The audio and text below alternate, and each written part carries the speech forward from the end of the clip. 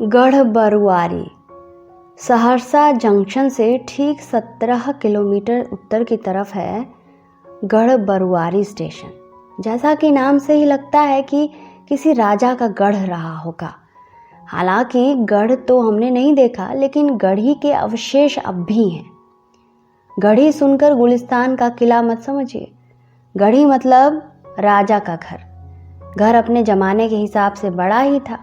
वैसे सुनते हैं कि राजा के वंशज जब विदेशिया हो गए, विदेशिया से याद आया, इस बार घर गए तो एक शादी थी।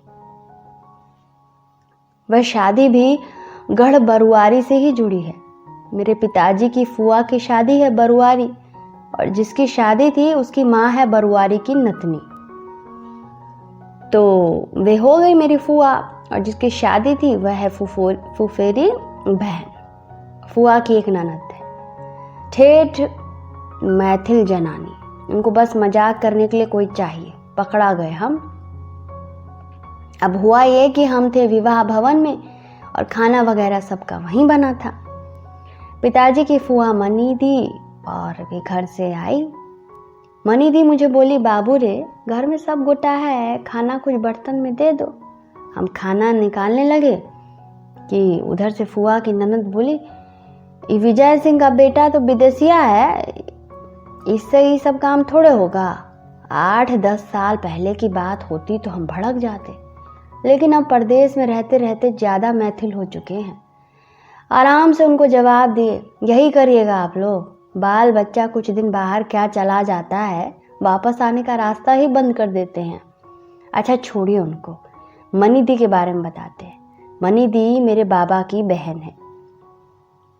उनसे पूछते तो कहते कि सगी से भी बढ़कर हैं भी।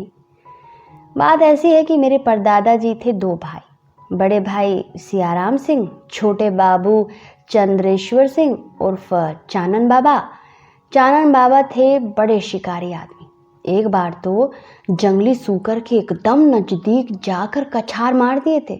चानन बाबा के नाम से एक किरदार मैंने अपने किताब में गढ़ा भी है, जो कई सारे बुजुर्गों को मिलाकर बनाया गया है, लेकिन चानन बाबा वही हैं। बाबू सियाराम सिंह मोहनपुर एक स्कूल में मास्टर थे। वही मोहनपुर जहाँ मेरे नाना जी का घर है। स्कूल में ही थे एक दिन की उधर से भीमसरिया सेठ गुजर रहे थे। बाबा से कुछ बातचीत हुई और फिर उन्होंने पूछा कि महीना का कितना वेतन है। बाबा बोले 4 टका। सेठ जी ने उनको 40 टका पर अपनी गद्दी पर बिठा दिया। वहां बाबा का काम बस बैठना ही था। एक बार किसी बात पर सेठ जी ने उनको जोर से डांट दिया।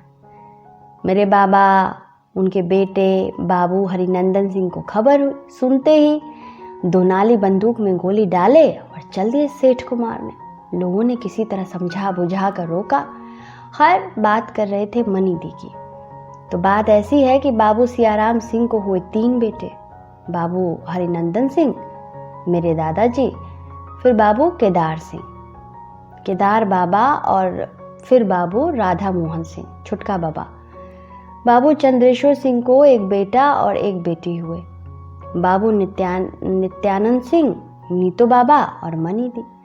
मनी दी का अगर कुछ और नाम भी हो तो नहीं पता, हम लोग सब मनी दी ही कहते हैं। बाबा सब मनिया बोलते थे। पिताजी सारे भाई मनी दी बोलते हैं, तो हम लोग भी मनी दी बोलते हैं। ऊपर से तुर्रा ये कि उनको कोई मनी दी है कहकर नहीं पुकारता है, सब मनी दी गे कहकर ही पुकारते हैं।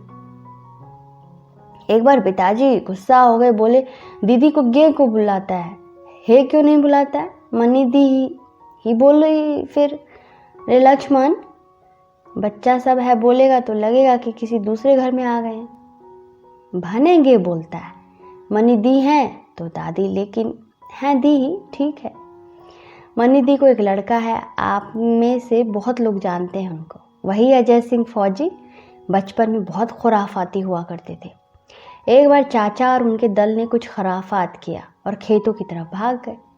मेरे गांव की ही बात है। भागकर ये लोग चल दिए परैना गाछी की तरफ। वहां एक आता का पेड़ था, सीताफल का पेड़ था। भूत के डर से लोग उधर दिन में भी नहीं जाते थे, लेकिन ये लोग कौन सा बड़ा भूत से डरते थे। घुस गए गाछी में। जब आता के पेड़ से थोड़ी दूर पर ही थे कि इन लोगों की नज़र पेड़ पर पड़ी। पेड़ पर एक 24-25 साल की लड़की बैठकर बाल बना रही थी। इन लोगों ने सोचा कि लपटोलिया की कोई लड़की होगी। लड़की ने अपने आगे एक डिबरी जला कर रखी हुई थी। इन लोगों का माथा ठनका। दोपहर को जब सूरज सर पर हो तो कौन डिबरी जलाता है भाई। तभी किसी की नज़र उस लड़की के पाँव पर गई। उसके पाँव उल्टे थे। उसने सबको इशारे से बताया। सबके होश उड़ गए। करें तो करें क्या। आखिर में हिम्मत करके सबने बीड़ी जलाई और उल्टे कदम ही जंगल से बाहर हुए। बाहर आने पर आवाज़ सुनाई दी, छोड़बो न है। बाहर आकर ये लोग भागे और घर पहुंचे। बाद में कई लोगों को बुखार आ गया। खैर, बात कर रहे थे बरुआरी की। बरुआरी गांव सुपौल जिला में है। बरुआरी से दक्षिण में सहरसा आरंभ हो जाता है। इस स्टेशन के बारे में बहुत ही अनोखी बात यह है कि टिकट लेते हुए टिकट लेने वाला सुपौल में खड़ा होता है और टिकट देने वाला सहरसा में।